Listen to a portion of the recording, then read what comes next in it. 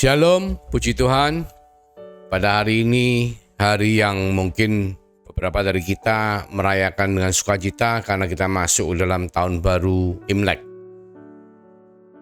22 Januari 2023. Mari kita menyiapkan hati kita untuk menerima berkat firman Tuhan. Tapi sebelumnya saya akan mengajak saudara sekalian, kita semua menyatukan hati, kita berdoa. Terima kasih Tuhan untuk hari ini kami boleh mendengar firman-Mu, kami boleh belajar untuk menerima apa yang Engkau katakan, bahkan menjadikan semua itu menjadi patokan dalam kehidupan kami. Bukan hanya mengerti, tetapi kami melakukan dalam hidup kami. Biarlah Roh Kudus memeteraikan semua itu Tuhan dalam kehidupan kami. Terima kasih Bapa. Urapi setiap daripada kami. Di dalam nama Yesus kami mengucap syukur, kami berdoa. Haleluya. Amin. Puji Tuhan, tidak terasa tahun 2023 ini kita sudah masuk 22 hari ya. Yang lalu kita merayakan International New Year atau tahun Kabisat, tapi hari ini kita merayakan Imlek ya, tahun baru Cina. Tidak terasa saudaraku, mungkin kita kalau tidak merasakan, kita melakukan aktivitas kita, tahu-tahu sudah penghujung tahun lagi. Jadi waktu ini berjalan sedemikian cepatnya ya. Ketika kita tidak waspada, ketika kita tidak melihat atau mencermati dan menjalani waktu dengan baik, semua itu tahu-tahu, loh kok sudah lewat, sudah terjadi. Pandemi baru beberapa tahun yang lalu, 2020, bulan 3 dinyatakan sebagai pandemi. Dan hari ini sudah menjadi endemi. Tidak terasa sudah lewat.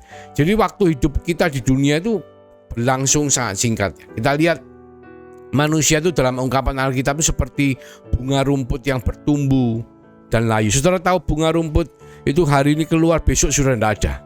Seperti uap ya, seperti angin, seperti sesuatu yang ya wis tak ada apa-apanya gitu ya. Hanya hembusan nafas, hanya beberapa telempap saja dikatakan ya. 1000 tahun sama seperti hari kemarin, seperti giliran jaga di waktu malam, seperti mimpi, seperti bayang-bayang yang lewat. Karena apa saudaraku? Kita semua tahu bahwa sebetulnya waktu hidup kita di dunia yang 70-80 tahun ini mempersiapkan untuk kekekalan kita bersama-sama Tuhan.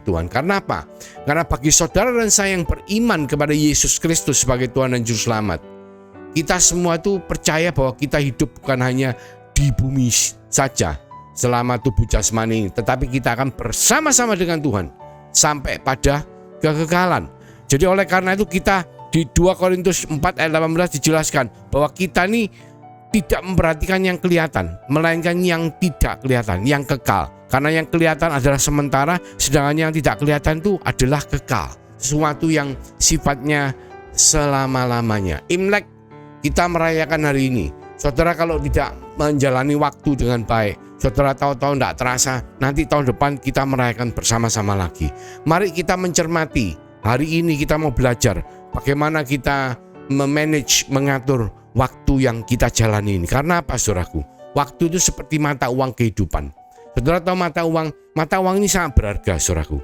Kita bisa memakai mata uang ini untuk membeli sesuatu, untuk melakukan sesuatu. Kalau uang mungkin kita tidak pakai hari ini, kita simpan, kita bisa pakai besok. Tetapi mata uang kehidupan atau waktu itu tidak bisa saudaraku. Hari ini kita lewat, ya sudah, besok kita tidak bisa pakai lagi yang hari ini. Karena apa? Sudah lewat. Kita besok pakai mata uang yang besok. Dan apa yang terjadi ketika kita tidak menggunakan mata uang kita dengan baik, kita menyia-nyiakan waktu kita. Kita melakukan penundaan, kita tidak melakukan apa-apa, bahkan cenderung tidak melakukan apa yang sebagaimana semestinya kita lakukan. Itu semua menjadi sia-sia ya. Waktu hidup kita di dunia mempersiapkan bagi kekekalan. Di Lukas 12 ayat 20 dikatakan, tetapi firman Allah kepadanya, hai engkau orang bodoh, pada malam ini juga jiwamu akan diambil daripadamu, dan apa yang engkau telah sediakan untuk siapakah itu nanti. Jadi kalau kita sibuk saudara untuk mencari harta di bumi, kita mengumpulkan harta, kita bingung segala sesuatu yang di bumi, kita tidak tahu, kita tidak bisa prediksi berapa lama kita hidup di bumi, atau kita tidak tahu sebetulnya mata uang kehidupan yang kita pegang ini ada berapa banyak. Ya, kita tahu semua pandemi baru lewat. Teman-teman saudara kita yang tadinya tahu-tahu mungkin terkadang kita masih komunikasi dalam beberapa hari ketika terkena penyakit COVID-19. Tuhan berkehendak lain dan saudara kita, teman kita dipanggil oleh Tuhan. Siapa yang tahu? Tidak ada yang tahu, saudaraku. Karena apa? Hidup itu singkat. Kita tidak tahu berapa yang tersisa. Tidak ada orang yang tahu masa depannya sendiri. Tidak ada orang yang mengerti berapa lama dia akan hidup, ya. Jadi dikatakan di Amsal 27 ayat 1, janganlah memuji diri karena esok hari, karena engkau tidak tahu apa yang akan terjadi hari itu. Tidak ada manusia pun yang tahu. Di Yakobus 4 ayat 13-15 jelas sekali firman Tuhan mengingatkan saudara dan saya. Jadi sekarang, hai kamu yang berkata, hari ini atau besok kami berangkat ke kota Anu, dan di sana kami akan tinggal setahun dan berdagang serta mendapatkan untung. Sedang kamu tidak tahu apa yang akan terjadi besok. Apakah arti hidupmu? Hidupmu itu sama seperti uap yang sebentar saja kelihatan lalu lenyap. Sebenarnya kamu harus berkata, jika Tuhan menghendakinya, kami akan hidup dan berbuat ini dan itu. Jadi saudara dan saya tidak tahu. Mungkin badan kita sehat, mungkin semuanya baik, tapi kita tidak tahu. Hari Tuhan bisa saja terjadi. Hari Tuhan itu berarti apa? Bukan Tuhan yang datang, tapi kita yang dipanggil Tuhan menghadap. Itu bisa saja terjadi tanpa kita ketahui. Karena apa? Hidup kita itu singkat. Kita tidak tahu berapa banyak mata uang kehidupan yang kita pegang. Jadi setiap daripada kita punya waktu tersendiri, yang dikatakan kairos, ya, waktunya, waktu Tuhan ketika kita harus menghadap kepada Dia. Oleh karena itu saudaraku, jangan sia-siakan waktu yang kita miliki. Dr. Michael Griffiths mengatakan, kita punya satu kehidupan untuk ditempuh. Mungkin sudah kita lalui seperempat, ya. Mungkin Anda yang masih muda melalui seperempat, sepertiga, setengah, atau mungkin bahkan lebih dari itu. Kita tidak tahu. Kalau saya sudah 57, ya, mau 58, saya tidak tahu berapa lama lagi. Tapi saya tahu bahwa satu hari saya akan bertemu bersama-sama dengan Tuhan, hidup dalam kekekalan. Oleh karena itu saudaraku, apa yang kita lalui itu sudah lampau semua. Apa yang saya lalui sudah lampau dan tidak akan kembali. Tetapi saya masih punya mata uang kehidupan, yaitu apa? Sekarang dan ke depan. Berapa lama yang sisa? Saya tidak tahu. Tapi saya percaya saya harus melakukan sesuatu dengan mata uang kehidupan yang saya punya. Sama seperti yang saudara punya. Saudara harus melakukan sesuatu. Karena apa? Pertama, waktu hidup kita, ya. Pernyataan Alkitab jelas sekali mengatakan waktu hidup kita di dunia ini berlangsung sangat singkat, ya. Dan semua yang kita punya dalam waktu kehidupan ini adalah untuk mempersiapkan bagi kekekalan. Memang kita hidup itu untuk selama-lamanya, tetapi dibagi dua bagian, saudaraku. Satu bagian pertama, musim pertama adalah musim untuk tubuh jasmani, di mana kita menempati tubuh jasmani dan kita hidup, dikatakan firman Tuhan 70-80 tahun, bahkan bisa bonus, ya. Tetapi semua ini kita bawa, kita pakai, kita pergunakan untuk mempersiapkan bagi kekekalan kita bersama-sama dengan Tuhan.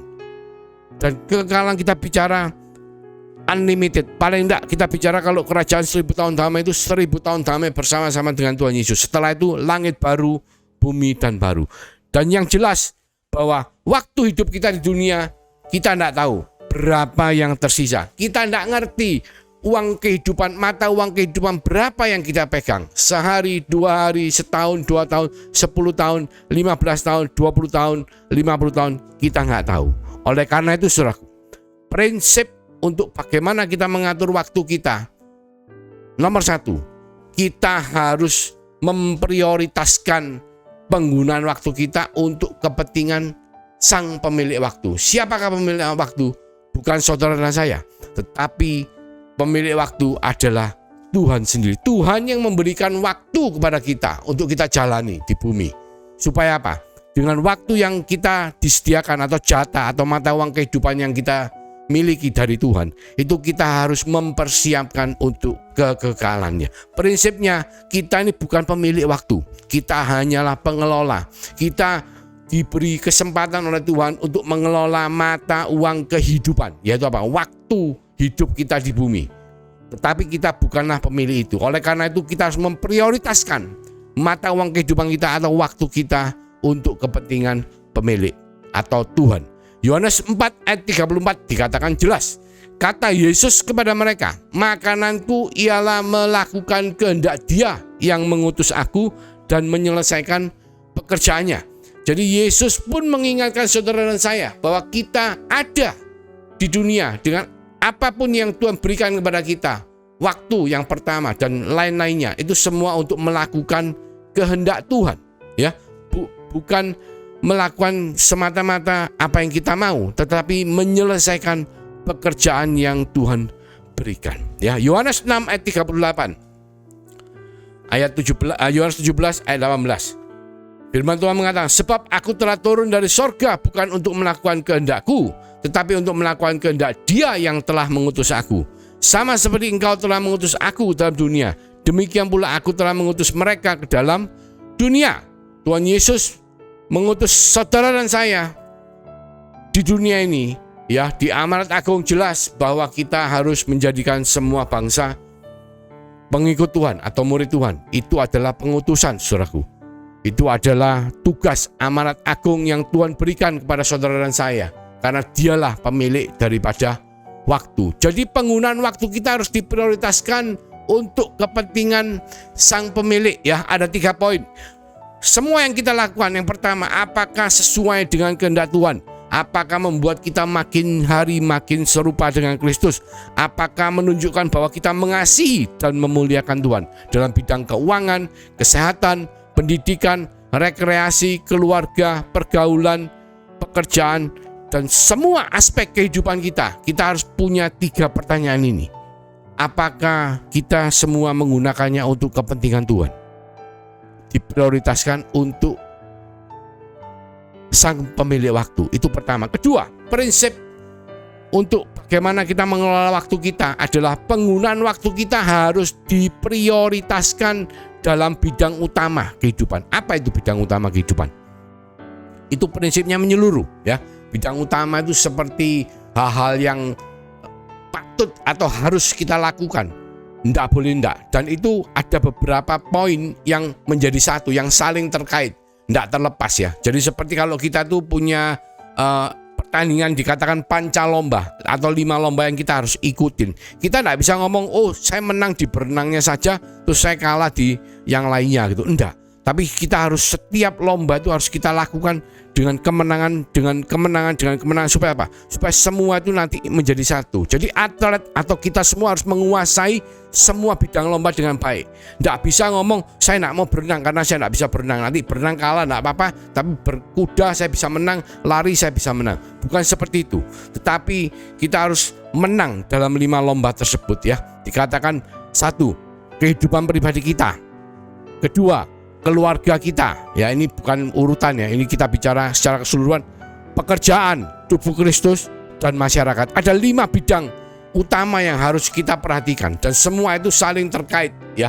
Prioritas pertama adalah kehidupan pribadi kita dengan Tuhan.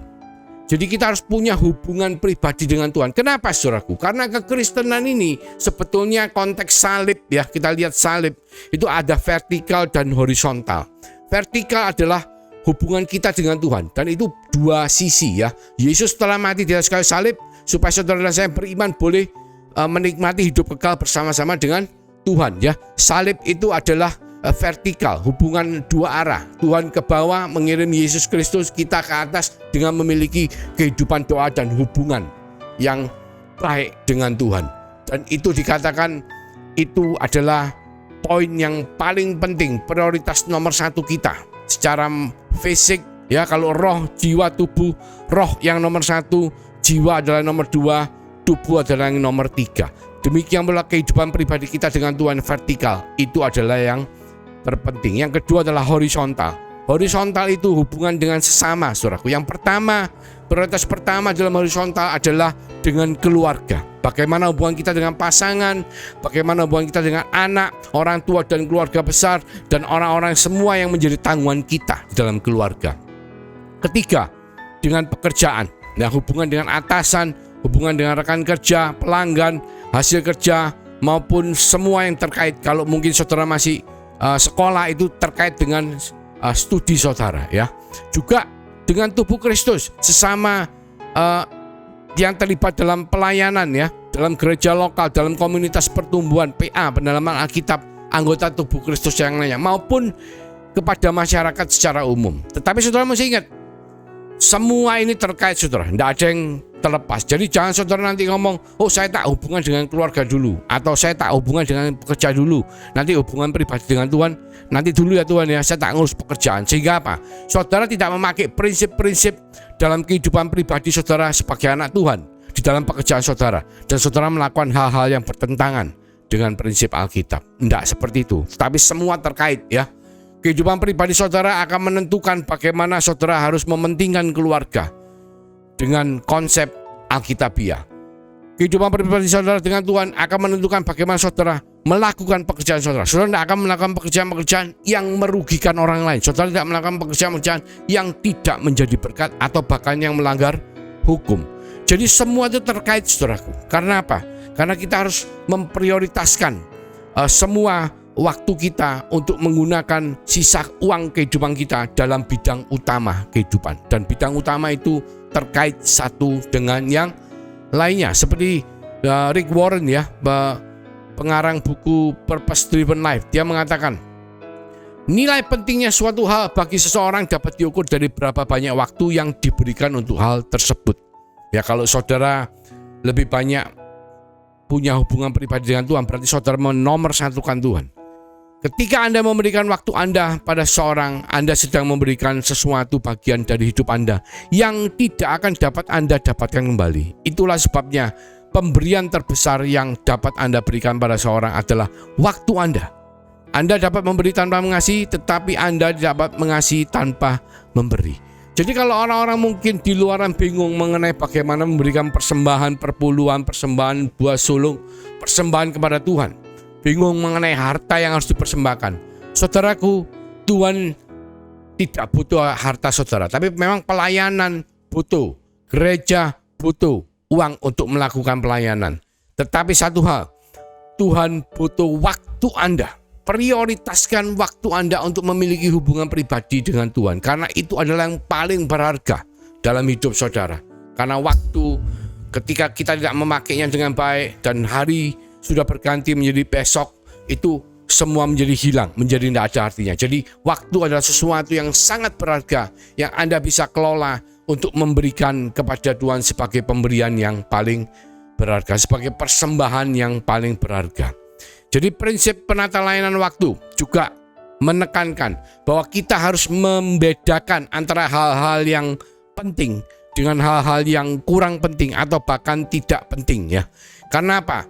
Kalau kita tidak memprioritaskan dengan hal-hal yang penting, kita akan menghabiskan banyak waktu, saudaraku.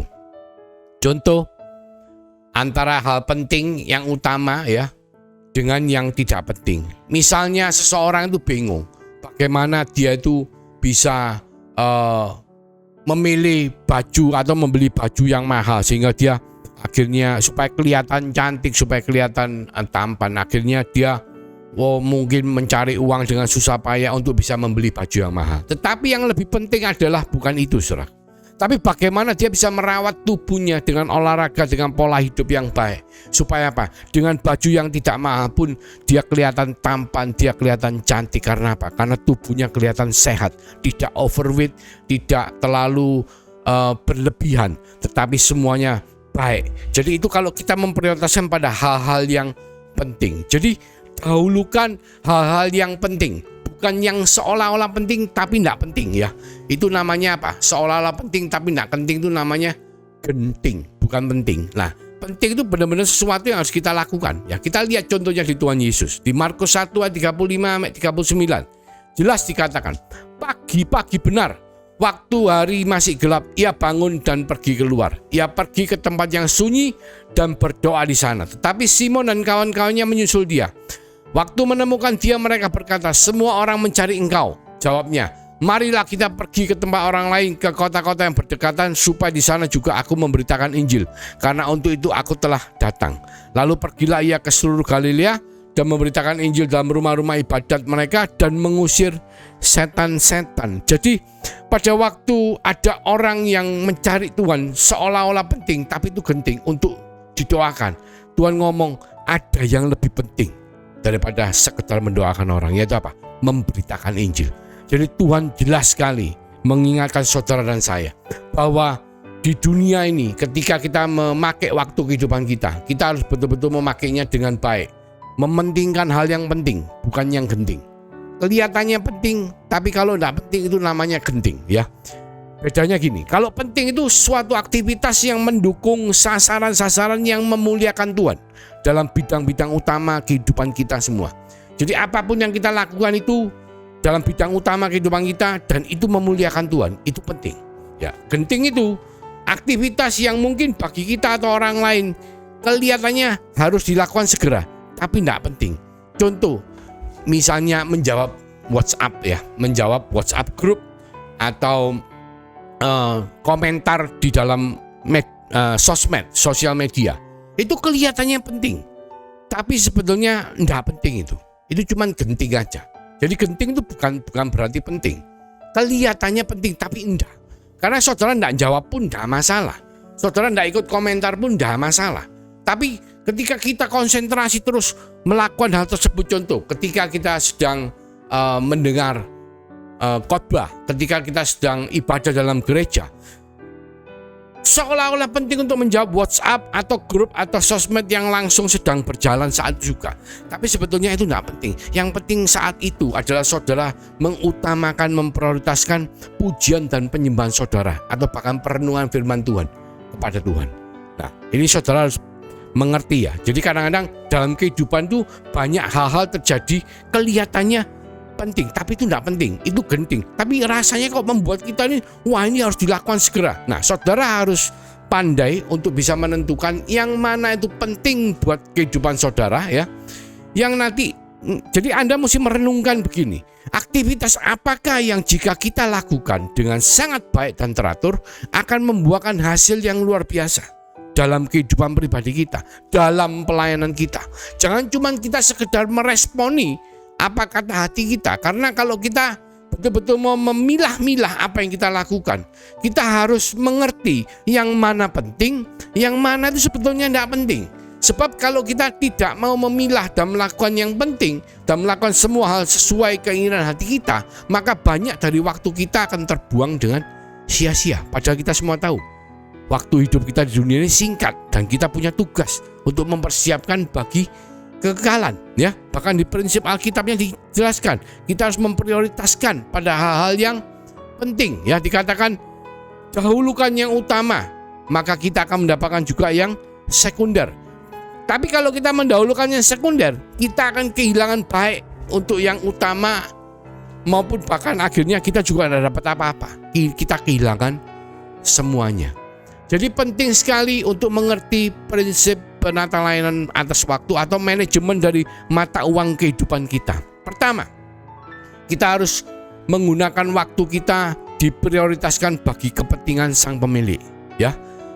Semua mata uang kehidupan yang kita lakukan, kita pakai itu untuk kepentingan sang pemilik, yaitu Tuhan sendiri. Kedua, kita harus memprioritaskan dalam bidang utama kehidupan kita ya, hubungan kita dengan Tuhan dan hubungan kita dengan keluarga, dengan pekerjaan, dengan anggota tubuh Kristus, dengan masyarakat. Ketiga, kita harus menggunakan waktu untuk hal-hal yang penting, bukan yang seolah-olah penting. Sebab kita tidak mau membuang mata uang kita dengan sia-sia, seperti Efesus 5 ayat 15-16 mengatakan.